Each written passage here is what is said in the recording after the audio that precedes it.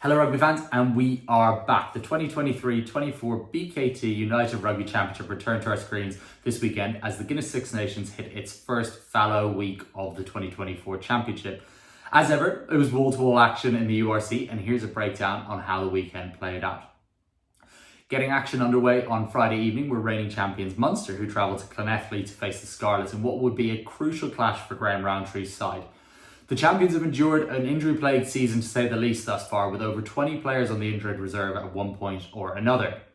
Leading the charge for Munster was Gavin Coombs, who put in a blockbuster performance from number 8, scoring 2 tries and getting back to his best, whilst Joey Carberry pulled the strings beautifully at fly half following his announcement that he will be moving to Bordeaux next season. But the biggest bit of news for Munster was the return of double World Cup winner Arthur Snyman, who was simply superb on his return. As ever, the ultra-physical second row didn't emerge unscathed with what was reported to be a fingered injury and a cut over the eye, but all signs are that he will be fine for the rest of the season. Edinburgh were playing Zebre at the same time as this clash was going on, and they emerged with a very impressive 24-19 victory.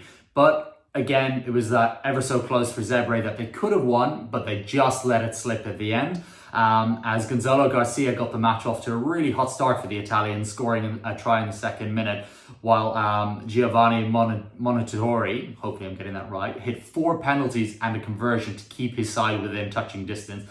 In the end, the Scottish side would just have too much as they closed in on a top 4 spot and currently sit 5th on the table in what was a really impressive way to get going in between the Six Nations action.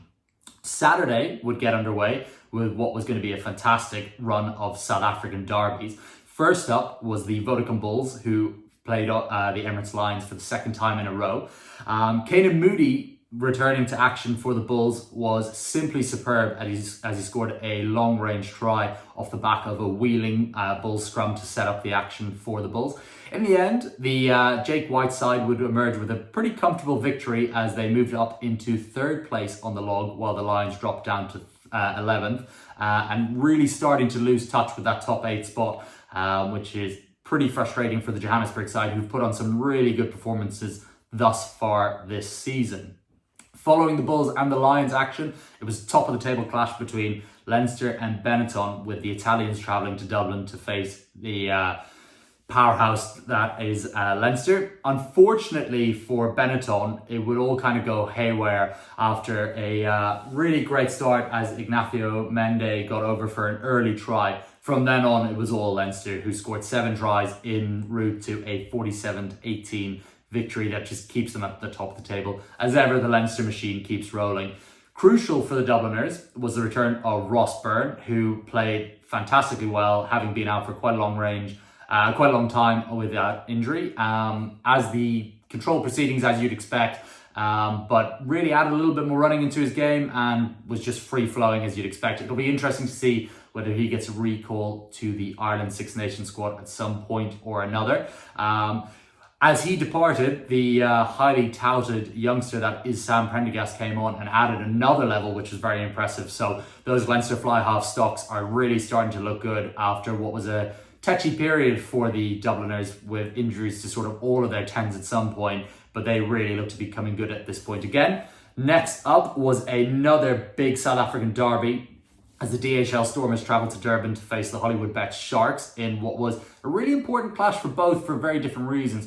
For the Stormers, they're obviously trying to push up towards that top 4 and try and secure a home quarterfinal when it's all said and done, following what was a really tough start to the season as they returned home from a winless tour to start it all off. For the Sharks, it's just been one disaster after another as they're rooted firmly to the bottom of the table, and that wasn't going to change this weekend, as the Stormers held on to a 25-21 victory in Durban, as we're saying. For the Sharks, it's really panic stations at this point, as they're pretty well locked to the bottom of the table and really looking unlikely to hit that top 8, which means no Champions Cup spot and crucially no playoffs.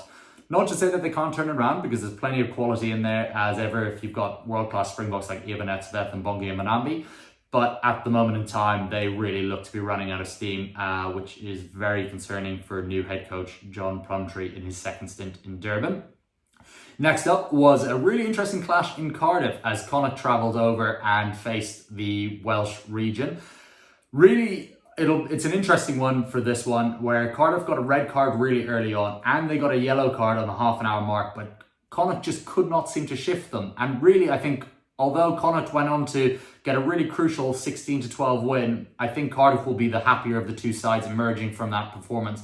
Connacht simply could not put the pressure on their hosts, despite at one point having two players more on the pitch and having obviously one extra player for the bulk of the match following Ray Lilo's really early red card in that one. For Connacht, I guess it keeps them in touching distance of the top 8, whereas for Cardiff, it's a bit of what if, what could have been, as they drop to another loss and as start losing touch with those playoff spots. They're still there or thereabouts, but it was a bit of a knock to lose at home, and really it was just their discipline that cost them. But that was where it fell on that one. Next up was the most dominant performance of the weekend, as Glasgow simply thumped the Dragons. It was a no contest as the Warriors came out with a 40-7 victory. Although Leinster scored more points, it's pretty fair to say that Glasgow were more dominant. Stafford McDowell and Josh McKay both emerged with 2 tries each, as the Warriors made 25 clean breaks to 0 for the Dragons, which is a really worrying sign for the Welsh region, who've struggled as it is this season. And are just one place above the really struggling Sharks at the moment. Most important, as we said, though, was that clean break stats, but the Warriors' ability to just beat Dragons defenders is great for the Warriors, but very concerning for the Dragons, as they beat 39 defenders, which again is a pretty astronomical number in today's professional game where defenses tend to rule the roost. Closing out the weekend was a really interesting clash between the Ospreys and Ulster. The Ospreys, who arguably the most improved team thus far this season, are flying, even though they had quite a few injuries coming into it. They would end up sneaking the win with a late drop goal to Dan Edwards that seems to have put Ulster into a bit of a state of flux, with Ulster head coach Dan McFarlane coming out post-match and just ultimately blaming the referees and perhaps not really taking responsibility for the result. And what has been a topsy-turvy season for Ulster. On paper, there's no doubt that Ulster have an immensely talented squad, but they just can't seem to string together consistent performances, which is a real concern for their chances pushing towards the knockout stages, especially as Munster start to get healthy and gain some momentum. Leinster look like they're picking up, and Connacht have the ability to really push towards a playoff too. So in terms of their own Irish Shield, that's a real concern. And as touched upon, the Ospreys are really starting to get better. Kind of in a snapshot of the issues for Ulster, they were attacking the Ospreys line nice and early on, and they had a real opportunity to go over for a try, but threw a long ball that was intercepted by Jack Walsh, who set up a brilliant try in what was the Ospreys' only try of the evening, as Kieran Williams went the length of the pitch to finish off the score. In the end, 0 clean breaks for Ulster tells the story, and they will feel like that was one that got away, and it could lead to some shifting in Belfast, and it'll be interesting to follow as a storyline. Thanks for following along. These will be weekly updates that we will be doing for the URC on FloRugby, and we hope you enjoyed listening. Thank you.